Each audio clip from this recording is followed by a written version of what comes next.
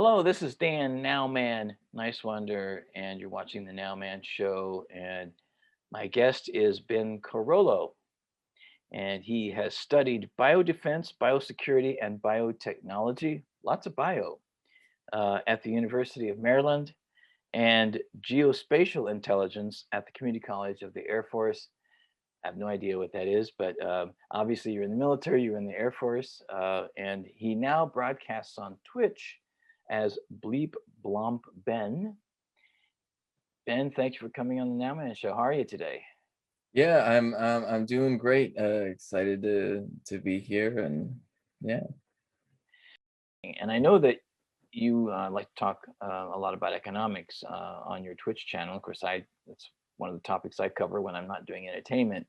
And you are versed in modern monetary theory. Now, a lot of people, have heard that term. Some people watching might know who Stephanie Kelton is, people like that. Can you unwrap that for us a little bit, or what is that exactly? Yeah, most definitely. So modern monetary theory, first and foremost, I think is a little bit of a misnomer because it's kind of always how money worked, right? And to really understand it, I think the easiest way is to dive into like the history of it. Um, Really, money in itself is something that's created by governments, right? It's created by governments to fund things like the military, building roads, bridges, all the things that government likes to do. It's got to pay for it somehow. So it creates money. When it comes to modern monetary theory, first and foremost, I think it's a little bit of a misnomer because it's kind of always how money works. And the central philosophy is that governments create money through their spending, and then just manage inflation via taxes, right? A lot of people have the idea that the government is out there like crunching numbers on spreadsheets, trying to make things balance out like you might do like your home finances, but it's not really how it works, right? The government, their really only concern is having to worry about their money creation relative to the demand for money. Which, if there's high demand for money, that means inflation's gonna be low. If there's low demand for money, that means inflation is going to be high. Now, you could say, Ben, I always have a demand for money. I need to pay my rent, need to pay for food and things like that. Yeah, most normal people in our every single, like everyday lives, we have a high demand for money. And so it doesn't really make sense to like tax working class people on basically anything. But then you look at the people who have a low demand for cash, right? The people that are dumping money into stock buybacks, right? The large corporations, people like Jeff Bezos, right? Instead of cash assets, they dump their money into things like capital assets, your stocks, your bonds, your real estate, things like that. And when they do that, they cause inflation by driving demand for dollars down. Um, and this is kind of always how money works. A lot of people pretend that it's a modern phenomenon, but the truth is that early ancient kings found out that creating money was just a really easy way to manage an empire, right? It's actually really hard to micromanage the movement of troops and the supplying of troops and all these people with carts and wagons delivering things all over the world. It's really difficult to manage an empire that way. So early emperors and kings, they just invented money. They said, all right, we're going to give the soldiers these tokens, right? Then we're going to stamp our face on it. And then we're going to go to the peasants and the artisans and the craftsmen and the so-and-so. And we're going to demand taxes from them. And the reason why we demand taxes from them is literally just to make things easy, right? It turns the entire country into an entire machine to fuel their military, right? Which is sort of the first thing that empires did, that like governments did. And it really operates on the same principle today, right? The only reason there's demand for cash is because the government demands it in the form of taxes. That's what creates demand for currency in the first place. And so we've kind of always operated on that system. It's just kind of, there's been moments in time where we kind of deny that's the reality, but ever since John Maynard Keynes came around, and like studied a little bit of anthropology and said, wait a minute, money's always kind of worked like this. We've, in the Western world, managed our economies as though government creates money out of nothing and then demands money in the form of taxes in order to create demand for currency. And that's sort of the spot that we're in right now. And that's where I think it's just super important to understand because it's so central to basically every other debate, right? When people talk about healthcare and universal healthcare, and when people talk about public works projects and job guarantees and things like that, there's always this question of, oh, how do you pay for it? Yeah. But the truth is, right, that the only limit to what the government can pay for by creating money is just the entire productive capacity of the country and how far they want to go to tell everybody what to do, basically, right? Yeah. So if they're willing to pay everybody to be doctors and nurses and guarantee healthcare, then it turns out you're going to have doctors and nurses, and we're all going to have guaranteed healthcare. Um, and they just create the money to do that. The only limit is how many people can you get to do what you want them to. Um, and so that pretty much just means everybody that lives inside the country is your hard cap on, how much you can really do, is the total productive labor capability of the entire country. Um, It's and crazy that the whole thing would be based on a piece of paper or a coin or a mineral, you know, and that would be used to basically control the society, right? Because really, if you think about it, there's an authoritarian element to that. So we could say, has there really ever been a democratic society because of currency?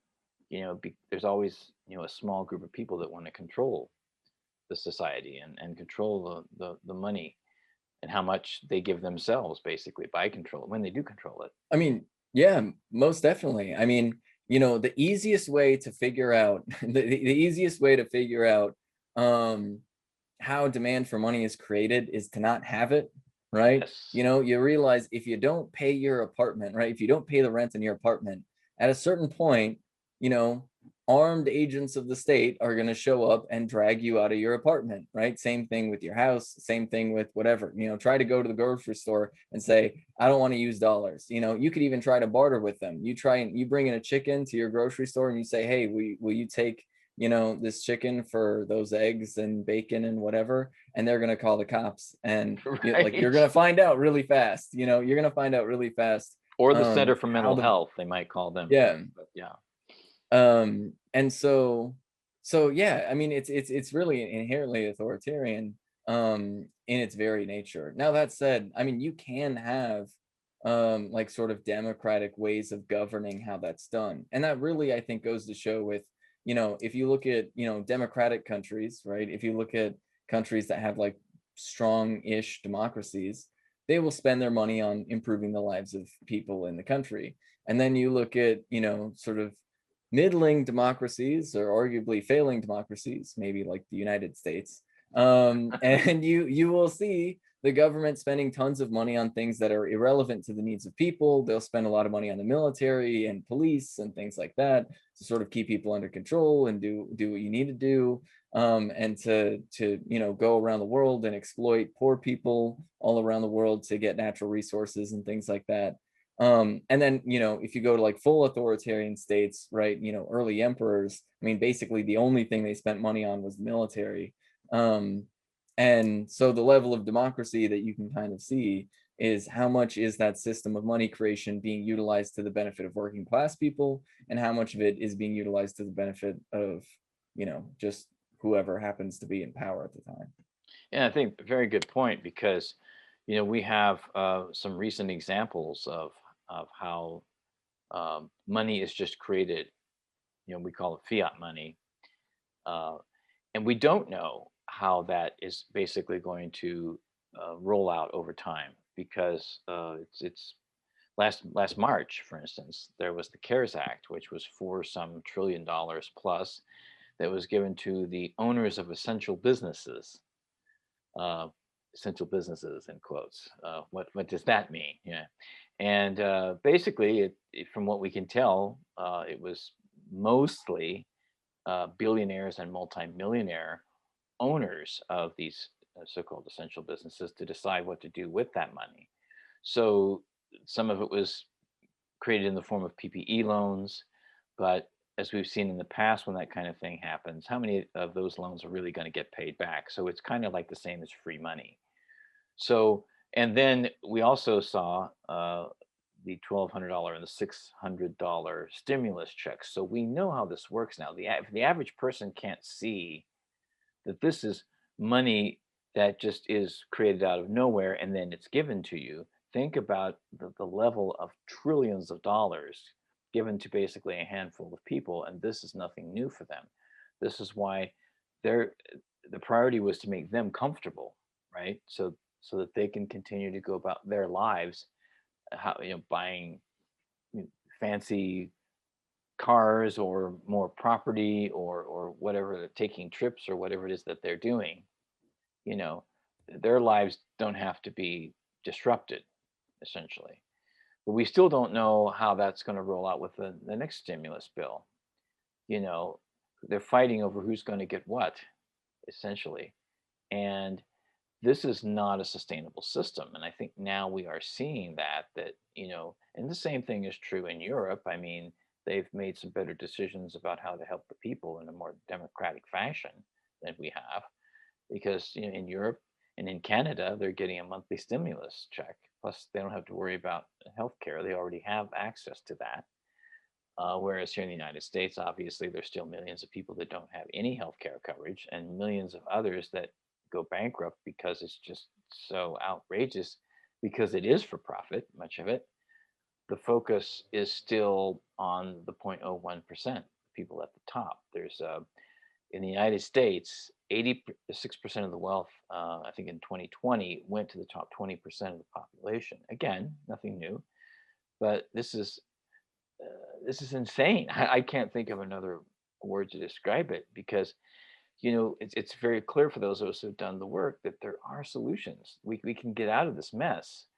Um, so, speaking of getting out of this mess, what, in your view, are some ways to do that?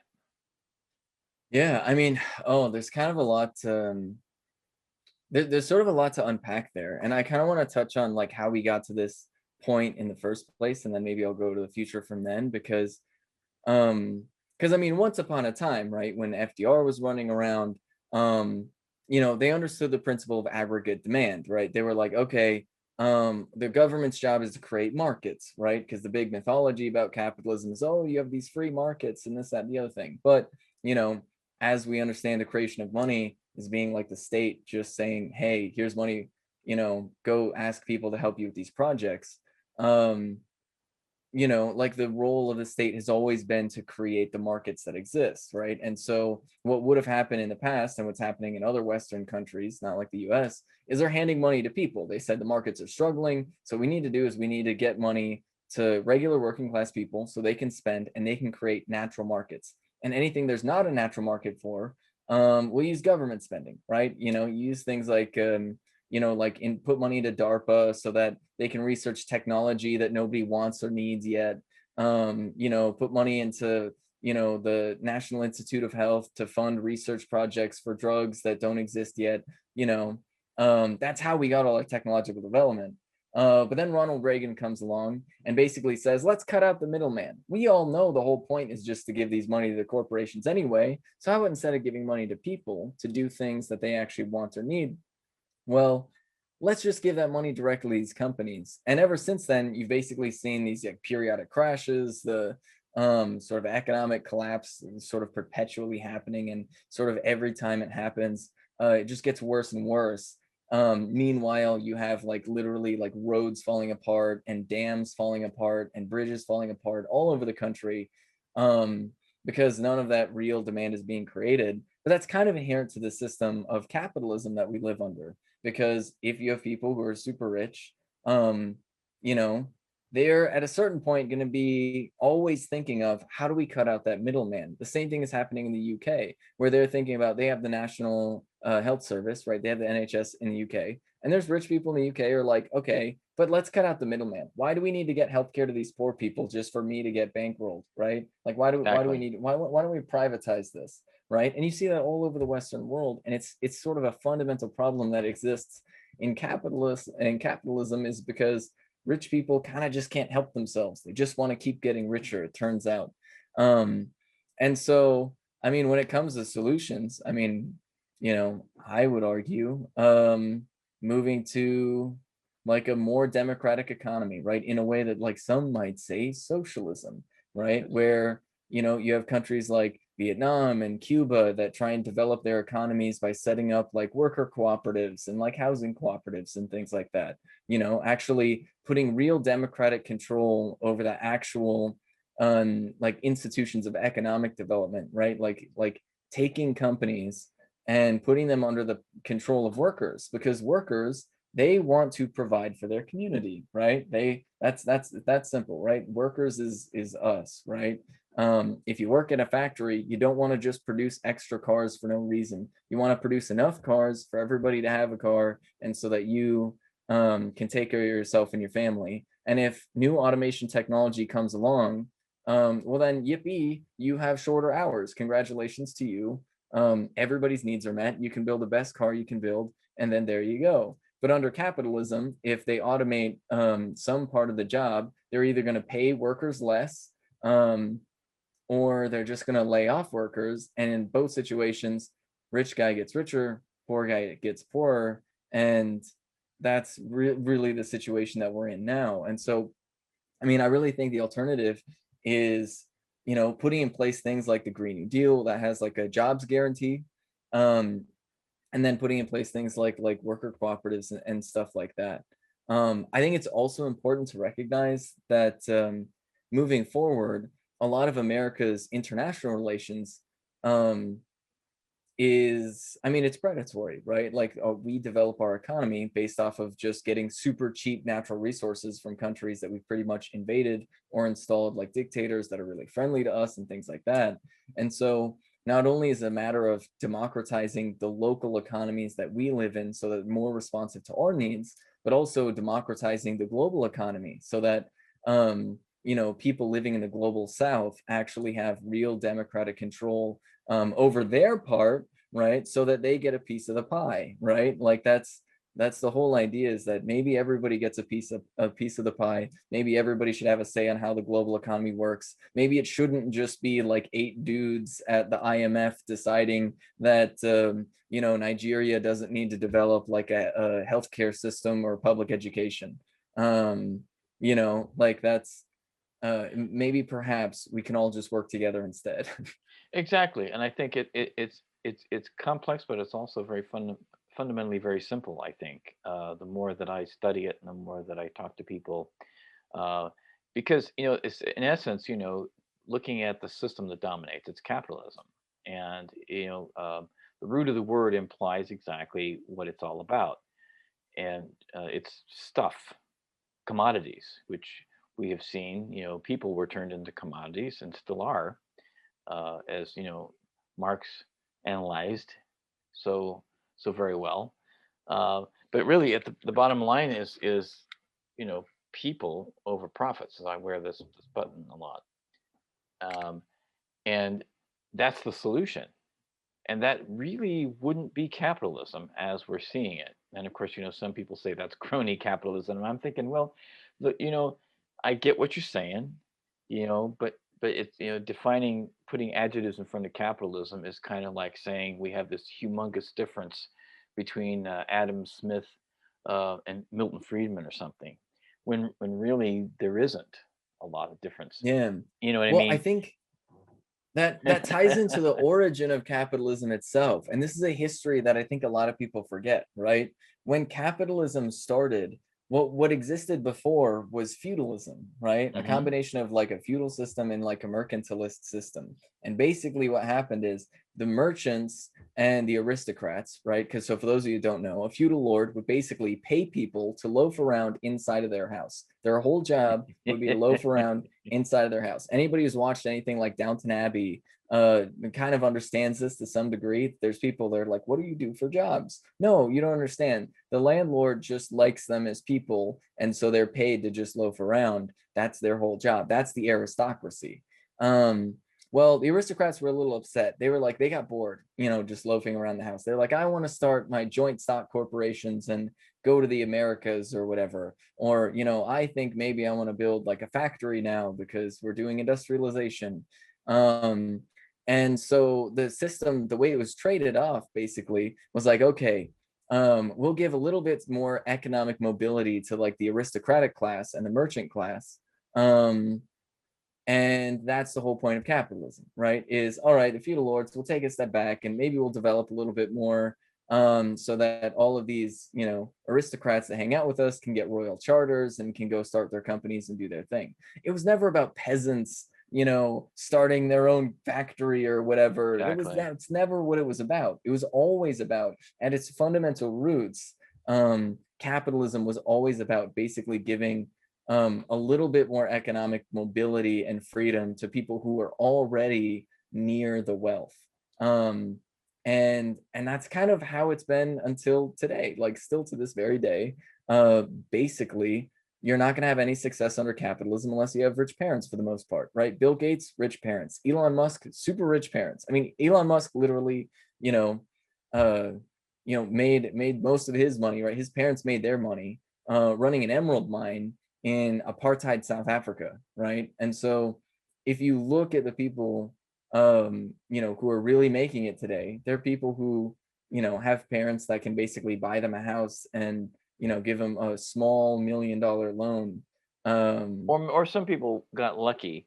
Like for instance, like these Ivy League schools, they allow a few, poor people to come in, or a few people of color to come in, just so they can say that they support diversity. Seriously, I mean, they've always been that way.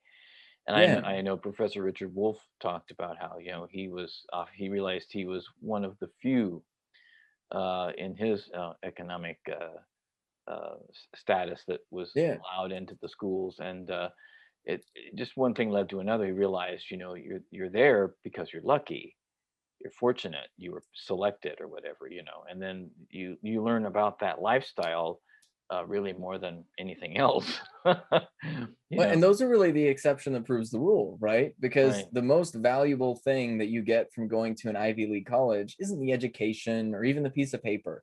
Um, it's the friends, or it's the friends, Right. right, that you get. It's having rich friends. And there was actually a really interesting study that I was reading like a week or two ago that was talking about um basically the people who do the extracurriculars in like Ivy League schools typically get worse grades, but also higher earnings afterwards, Yes. right? And so the extracurriculars, of course, is where you're going to bump into other people from different backgrounds. And so that's where you're going to get the rich friend, the angel investor that gives you $1 million to go start your project or whatever, to invite you to work at their dad's hedge fund. Yeah. We're in a crisis period, in our lives now. Actually, no one on the planet has experienced anything like what we're going through at this period of time, because there's not only an economic downturn, which, as you had brought up, happens periodically every so many years,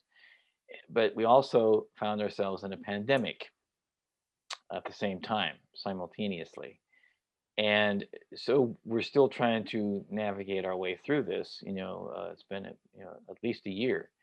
So uh, the short-term and long-term solutions has been something that I've been studying, since I started the show, 2015, and I've talked to some experts on the topics, Jill Stein about healthcare, and Andrew Yang about the universal basic income, um, and it and Howie Hawkins basically about the original Green New Deal. They will work. It just requires the money to implement, and the political will to get them implemented. Again, capitalism. Leave it in the hands of the private sector. They know how to do it better, but they know how to do it better for themselves.